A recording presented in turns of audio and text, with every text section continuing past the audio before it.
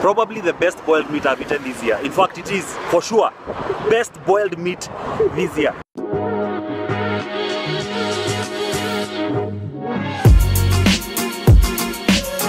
What's up, beautiful people? How are you doing? It's your boy Jege. Niko Salama. I'm great, can't complain. Today's vlog is going to be a bit different. It's going to be a bit of movement. It's one of those busy days. Today I want to holler at you about persistence and what persistence has meant in my life. But let's first go to the studio. Well, luckily for me, the studio is very close to the house, so I'm going to be there in just...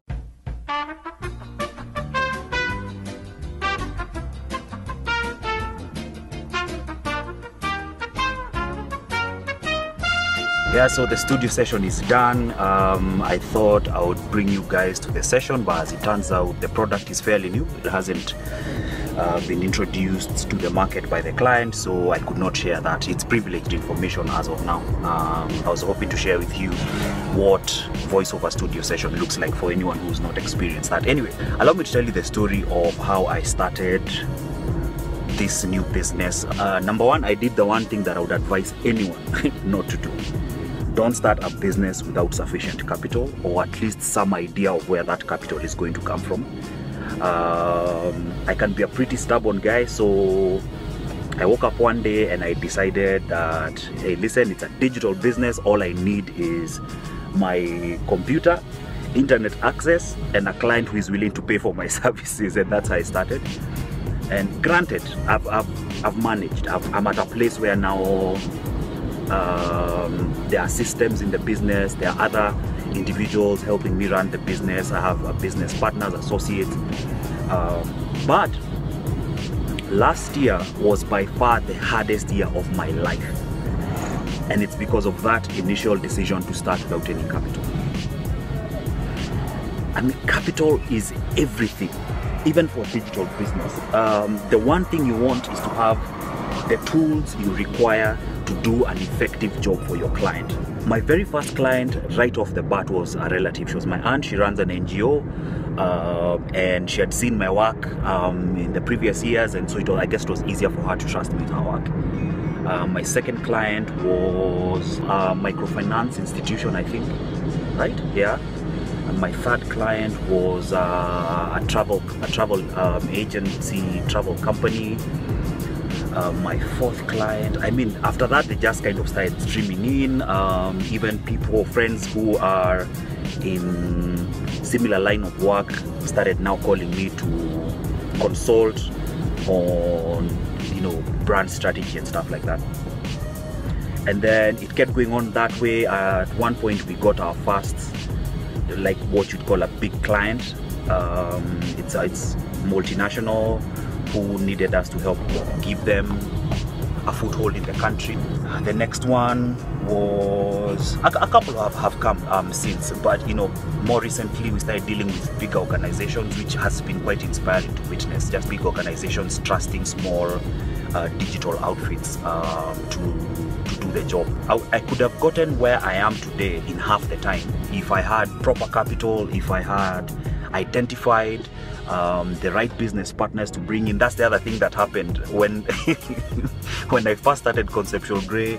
There are all these guys I was working with, and we had this idea to start the agency, and we're all excited about it until the first mention of money needing to go into the business happened, and guys just vamoosed.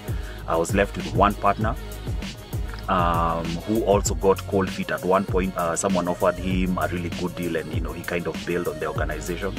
And it was just me and my dream and figuring out how that comes together. It was really, really difficult.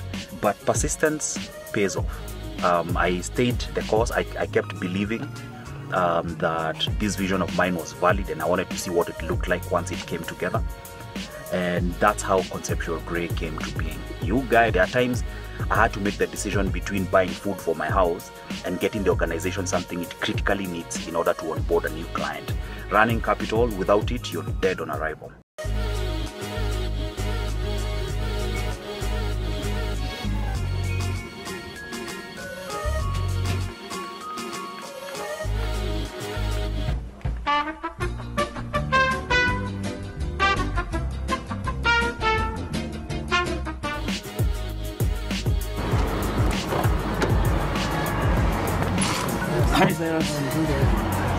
That was a very, very long meeting, but very productive. There's some two guys, really good friends. I've known these guys the better part of 15 years, I think, maybe longer. I haven't seen any of them in about 5 years, and we randomly decided to have lunch together. So they've just hollered at me, and I'm on my way to meet them. Then I think I'm going to Westlands after. Man, it's a long day. But yeah, here we are, about to enjoy some nice boiled meat with these brothers. It's gonna be nice to see them. It's been a long time, so here we go. Probably the best boiled meat I've eaten this year. In fact, it is, for sure, best boiled meat this year. I didn't tell you who I'm hanging with. That's cheesy. That's Joram. Wagwan. Me and these guys go back like one row. We go back like slavery. What the f? We're going to Cheese's office just to hang and talk about nothing. Because we've not done this is maybe when's the last time we were all together? 2007. Before we talk at Mamlaka. 2004, 2005. Oh, yeah, 2004, 5. So it's actually much longer than I thought. It's been 12 years since we hung. Oh, you guys were colleagues at your end? Before. No, it's hard to tell now, but we used to go to Bible study together. I'm having a fantastic day. I hope you are great.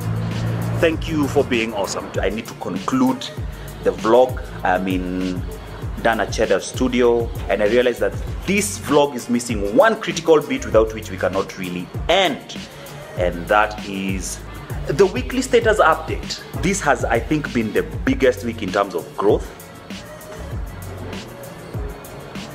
We have 136 subscribers. Fantastic. Thank you so much for being so kind with your time. Thank you for always having a few minutes to spare. I am truly grateful. I hope your Thursday has been fantastic. There are a couple of things coming up this next few days. I think I might be hollering at you before Thursday. I hope so. I'll let you know. In the meantime, manifest your best life possible and be good.